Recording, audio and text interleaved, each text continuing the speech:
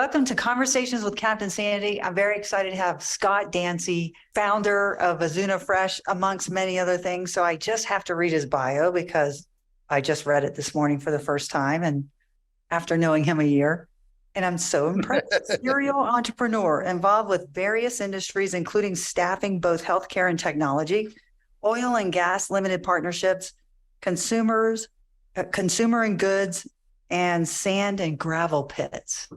Amongst the sand and gravel pit, we should have been called the money pit, but that's okay. Why? Sand and gravel is the money pit, or you're losing? Well, we lost a lot of money on that one, so that wasn't so good. And that one ended with my ex-father-in-law's ending his life early the day of the closing of the business. That's how bad it went. He was my partner in it, so that one is not as exciting as some of the others, but you live, you learn. Yeah, no, you know what? Serial entrepreneur, like the one thing I love about entrepreneurs is that some things fail, but you don't stop, right? So failure is exactly. But the last time we were together, you told me a story, or you were telling other people the story, and I was like, "You what?" Obviously, you've had a long, an incredible life. You've done many things. Will you share that story, please? Because I think it's so cool, especially how you decided that the engineer wasn't really connecting with the kids and how you went and took over. Okay. So will you share? Yeah. So long story short, we were in the staffing business. I was living in Washington, D.C. This was pre my kids. And we had a lot of information security consultants that would go out, and we were building a software for management systems for security. And I was trying to get, press for the business. And we basically hooked up with a bunch of schools to talk about like what it was like to, this is very early stage of the internet. This is like early 2000s. So like, it was like chat rooms, like all the stuff that seems obvious, like right now, back then was, kids were getting at the time, sometimes kidnapped, sometimes coerced into going to different places. I saw a thing on the internet the other day that said like, your parents always told you not to get into a car with a stranger, and now there's Uber. And it was like, all that kind of crazy stuff that you think now is normal was not back then. Right. So we were at this school in Northern Virginia, and I asked one of the engineers to speak to the kids, and he just flubbed his way through it and he was talking like way too technical. And I got in, I was like, hold on. It's just, if Jimmy from Colorado says, go meet me at the Washington Monument, don't do it, because this is what's really going to happen. And there was a lady there who was a reporter for the Washington Post, and she came up and talked to me afterwards, said, thank you, this was great. And I was like, all right, cool. A week later, like front page of one of the sections of the Washington Post was this article on this program that we created, which was literally talking one time to kids. And I was like, all right, this is cool. We got a little bit of press. And then a couple of days later, I get a letter from Janet Reno's office, who was the sitting attorney general, saying, we want you to sit on the National Cybersecurity Board. And I'm laughing because I didn't know what a VPN or intrusion detection system or firewall really did or anything like that. And everybody that was on it, it was like Sandy Berger, Eric Holder became the attorney general, Richard Clark, who was the first security advisor, Sandy Berger, who was another national security advisor, Howard Schmidt, who was the CTO for, I think, Microsoft or something like that, and me. So it was really hysterical. And we would go into these meetings, and then they would be like, and Scott, what do you think about this? And I'm just sitting there dying laughing, like, you guys are in charge of our nation's cybersecurity, and you're asking me about a kid in a chat room or national security direction. So it was pretty funny. And then for a while, they would CNN would call and be like, we want you to talk as an expert on security, and Good Morning America. And I'm just dying laughing because I'm like, this is hysterical that they're asking me these questions. So that was a short-lived fame as my career as a cybersecurity expert leading our country. Yeah, well, you know what, Scott, when you look back on your life, you think, okay, look at everything that you've done. You are an expert. I'm an expert. Yeah, absolutely. It's just fascinating. What would you say to young entrepreneurs? Like, what would you say to them with all your experience? Well, the world's so different now than when I started. When I started in technology staffing. So I moved to Atlanta, Georgia. I grew up in New Jersey. I went to the University of Rochester. I was sick of the cold. Me and my buddy, Jay DiTullio, was going to chiropractic school down there. We drove down 2 red Toyota Tercels that were old and beat up, got all of our furniture, secondhand. And I took a job in staffing, and which basically meant we were placing accountants at the time, actually. And I did a couple deals and they're giving me so little money. I'm like, I'm never going to make any money doing this. So I went to another firm for 3 months, which was technology, which was really hot at the time. This was 1995. SAP was getting big.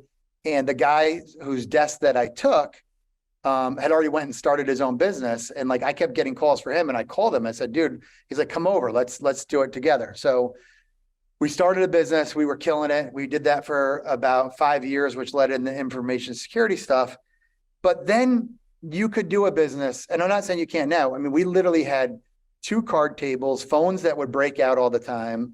And, we would get people placed, and then we would do cash advances on credit cards to make payrolls. And it was really the best experience as an entrepreneur. But, with the advent of the internet right now and all the different pieces, what I would suggest to some younger kids is to basically go get a job, work in e-commerce, work in development, find out what your niche is, and then find something that you like.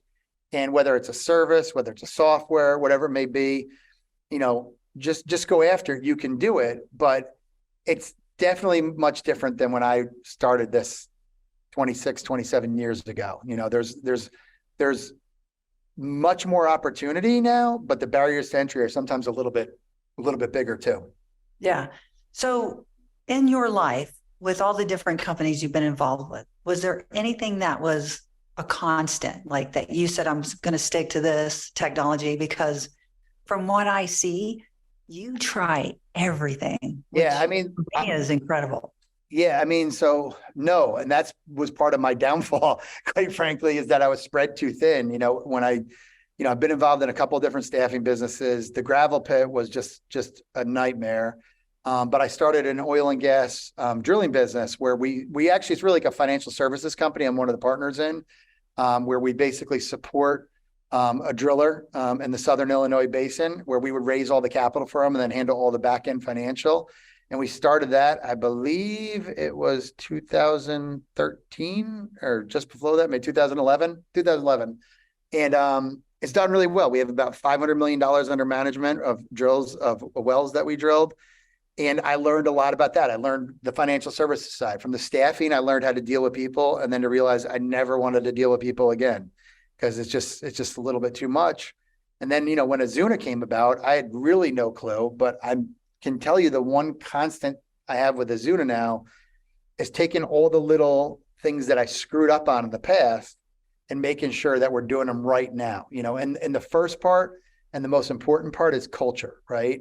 Yeah. Some of my staffing companies, we would start off with a great culture and then it just went crap, or the oil and gas is still, pretty good and going strong. We've had some hits, but we're rebounding with that. My first staffing company ever at 26, I was the second oldest person in the company. We had over 150 employees. Like, that's how much fun we were having. We had no clue what we were doing, but it was fun. And I think Azuna is somewhat similar, but we've got a good mix of some people that are in their 50s and have sold businesses for $1 billion, to younger kids who, are content creators that are absolutely killing it, to, single moms who haven't worked in 15 years. It's a whole cadre, but the culture is so good right now. So I think the one constant is when it works, the people all work hard and they don't punch the clock. The beauty of Azuna is I might get a text from Connor and AJ at 11 o'clock. What do you think about this? And a text from Amanda at 6 a.m. How do I answer this question? And that just means that they're not sitting there and saying, it's 5 o'clock, I'm done, see you later. That to me that's the one constant. I don't care about technology. I'm sure that, never really been involved in tech except as an investor, but the culture of people, I think, is the main thing. And it starts with you, because you created that culture. And I think it's really important for leaders out there that, the way things used to be in the corporate world and in business has shifted, especially since COVID, right? Since the lockdown. Oh, yeah. And when you give people that space, because Amanda has children, yeah. When they're in bed, she works harder, than when, she's getting them ready for school. You understand that. Yeah. And it's really great because then when you have leaders like you, they don't want to disappoint what I witness is that you empower people in a way where they do not want to disappoint you. And you create that loyalty because you trust them, right? So when you hire them, you're like, you got automatic trust, but the loyalty from gifting that trust is tenfold. So I grew up in northern New Jersey, and that's an area where, people always say, I'd kill for you or I'd die for you. And mostly they don't mean it really, except where I'm from, like people live that. So like I've spent the last 27 years, sometimes probably just being disappointed by people because you're walking, around and it's like, how come that person was looking at me funny? Nobody just hit him in the back of the head with a bottle, that was like the type of stuff, like you're just used to that stuff. And it's cool that this group of people has such a good, loyal base, and no one needs to die for anybody. No one needs to kill anybody, but it's very interesting. When I started Azuna, I wanted the first 3 cents to be called loyalty, honesty, and truth. And everyone was like, well, what the hell does honesty smell like? I said, I don't know. I just think it would be a good marketing. And part of me wishes we still did, because it's just, I don't know. I was involved in a bunch of different staffing businesses. Some went great. Some, went well, but there was, you get what do they call that? The fox in the hen house, and they screw up everything and relationships get ruined. And I've seen that happen. Yeah. And I don't really care what happens with Azuna. Like I care, but I want it to work, but I really want it to work for everybody too. And I want everybody to enjoy the journey. We could sell this thing for a lot of money right now, and it just doesn't make sense to. It's it's like, have fun. This is the first time in 20 years I've actually had fun in a business. So that part is cool to me. So, but thank you for noticing that, because I think we do have a really, really good staff of people too. Yeah.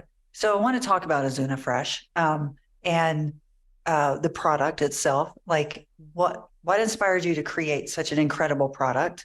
And tell me about that.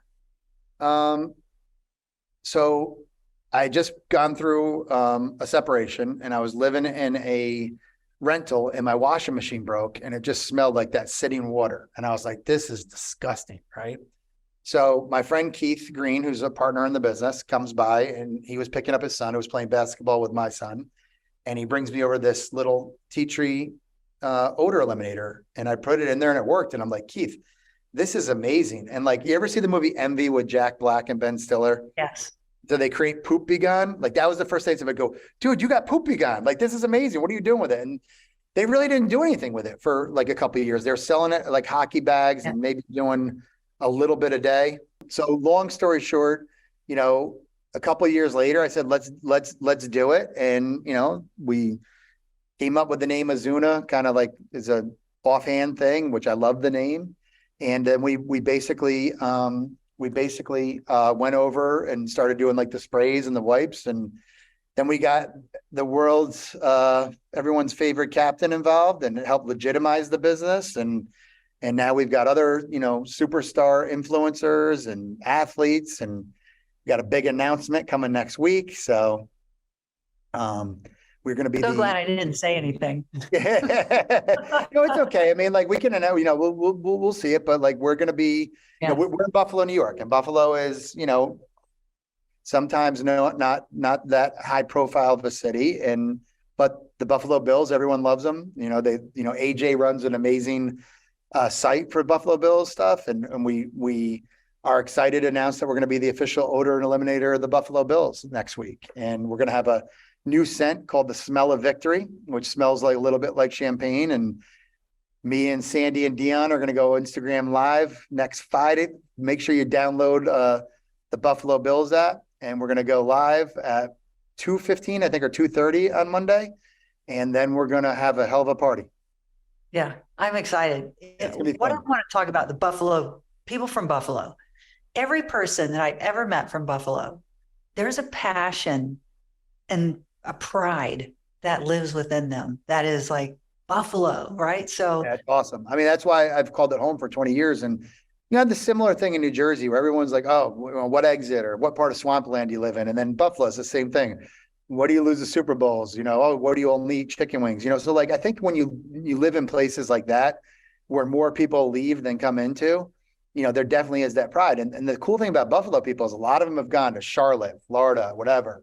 If you go to a Buffalo Bills game in Miami or Arizona or LA, there's more Bills fans there than there are in these major cities for their home team.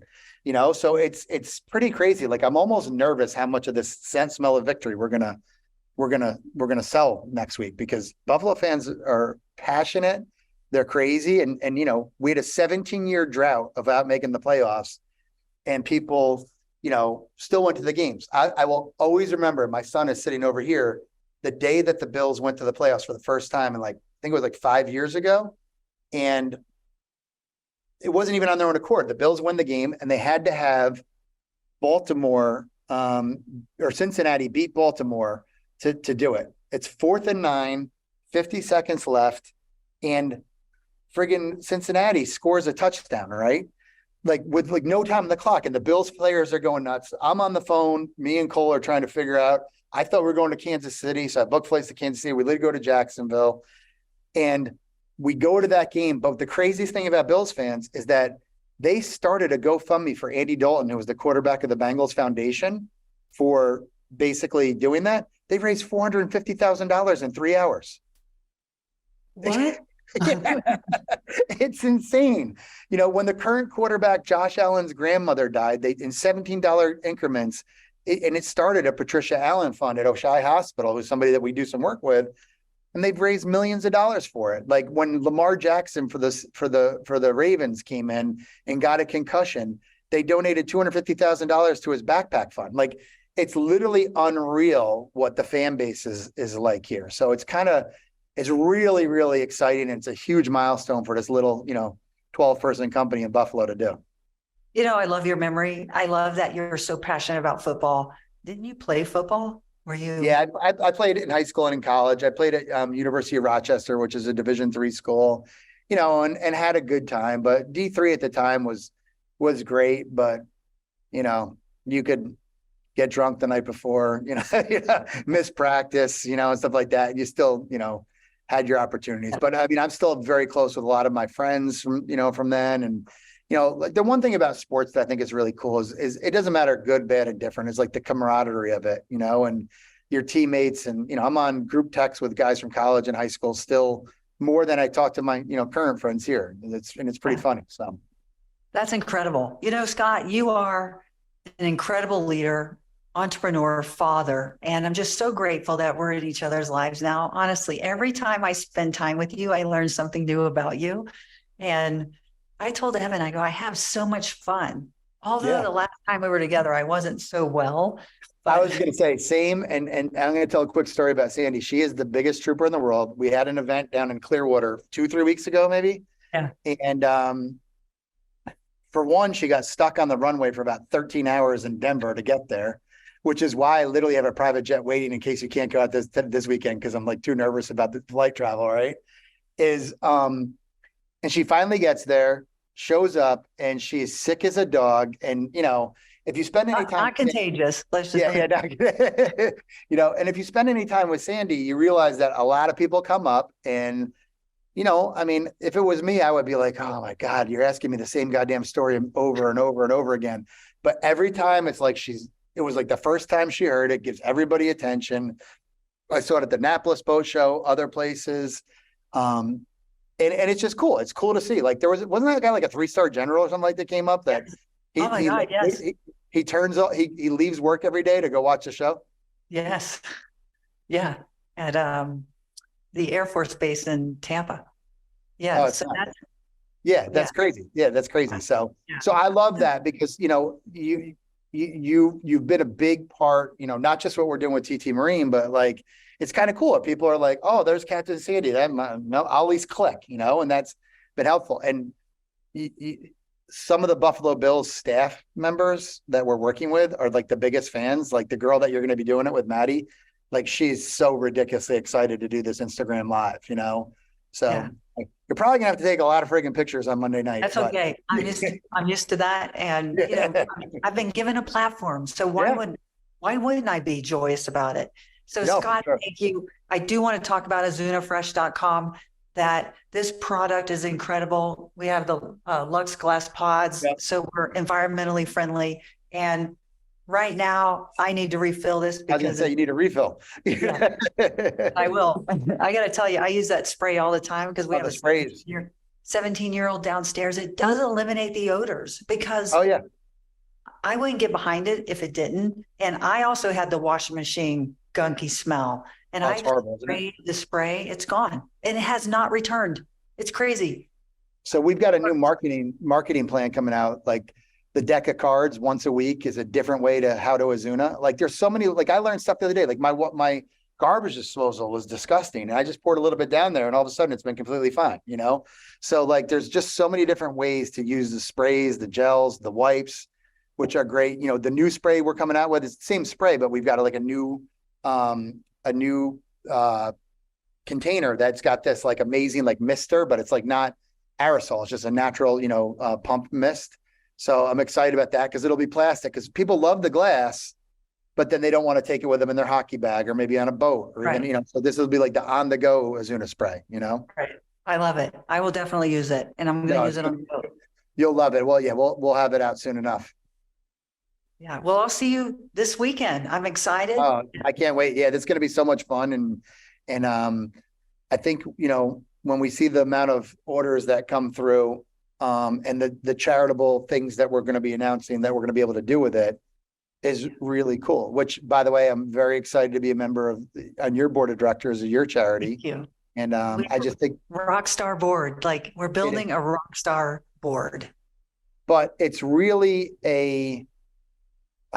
what's really cool about your charity though is it's something I could definitely understand and believe in, and working with. I just think it's great to start in Florida, but I would love to see some kids in Buffalo that never thought that they would ever like go work on a yacht. We're rolling it out in every state, Scott. Yeah. So one state at a time. We're Oh, going no, I agree. Yeah. I just think it's amazing though. It's not just the ability to have like a cool job, but the ability, connections. Like where I went to college, I didn't go there. I think I graduated with like a 2.2. Like I didn't go there for my grades. I ended up getting some shitty job in Atlanta. I went there for the connections, and like that's what I think this is going to create is a lot of kids who maybe didn't have the connections. Like from what I've seen, and don't get me wrong, I don't want to get anybody in the yachty world mad at me, but I feel like all I've met is either rich kids or South Africans or Australians, that are on it. Like it's going to be cool to see some, stories of people that are from other places, Absolutely. I agree. And we are 50,000 crew members short today. We need people. Yeah. And it's such a cool industry. You're immersed in different cultures. You learn different languages. They have the best parties. Let's not, Yeah, that's true. For sure. You travel on the super yachts, you're shoulder to shoulder with the billionaires that own the yachts and you serve them. And there's a lot of pride in it. And I don't know, I'm so grateful to be a part of it. I'm so happy you're on the board. And I don't want to take up any more of your time. No, I appreciate you so much. I love you. And anytime you need me for anything, and I can't wait to see you this week. Nothing's gonna hold me